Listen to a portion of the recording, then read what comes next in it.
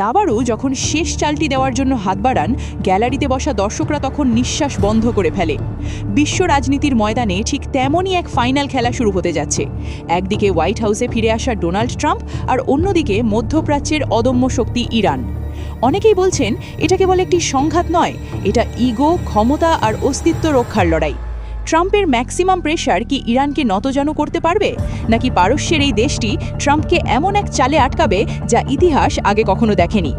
আজকের ভিডিওতে আমরা কোনো সাধারণ খবর দেব না, বরং বিশ্লেষণ করব এই মহাযুদ্ধের প্রতিটি মোড়। কেন এটি বলা হচ্ছে ফাইনাল খেলা? কেন ইরান এবার আর আগের মতো রক্ষণাত্মক নয়? জানতে হলে ভিডিওটি শেষ পর্যন্ত দেখুন। ইতিহাসের পাতা উল্টালে দেখা যায় ট্রাম্প এবং ইরানের সম্পর্কটা কোনো দিনই মধুর ছিল না। 2016 সালে ক্ষমতায় এসেই ট্রাম্প ওবামা আমলের করা নিউক্লিয়ার ডিল বা জেসিপিওএ ছিঁড়ে ফেলেছিলেন। সেটা ছিল ইরানের পিঠে প্রথম বড় আঘাত। কিন্তু খেলাটা সেখানেই শেষ হয়নি। 2020 সালের সেই কালো রাত্রির কথা মনে আছে? বাগদাদ এয়ারপোর্টের কাছে জেনারেল কাসেম সোলাইমানিকে ড্রোন হামলায় হত্যা ছিল ট্রাম্পের জীবনের অন্যতম বড় জুয়া।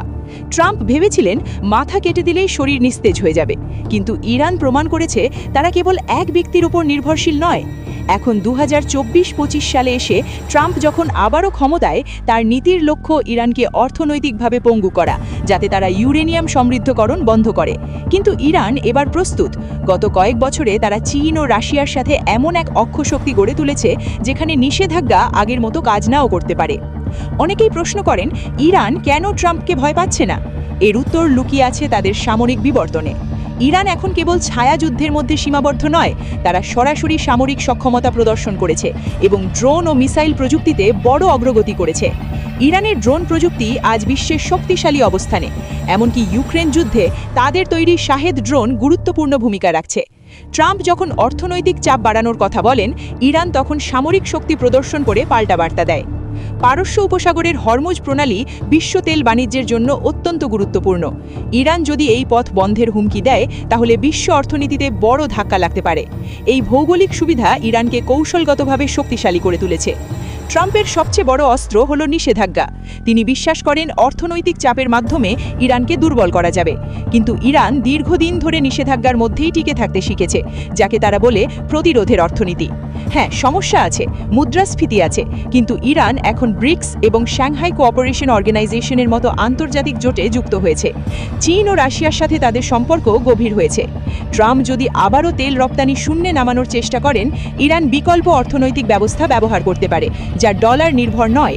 ফলে নিষেধাজ্ঞার প্রভাব আগের মতো নাও হতে পারে। এই খেলায় ইসরায়েলও একটি বড় ফ্যাক্টর। ট্রাম্প ও নেতানিয়াহুর ঘনিষ্ঠ সম্পর্ক ইসরায়েলকে আরও শক্তিশালী করতে পারে। তবে মধ্যপ্রাচ্য এখন আগের মতো একক নিয়ন্ত্রণে নেই। সৌদি আরব ও ইরানের সম্পর্ক স্বাভাবিক হবার পথে।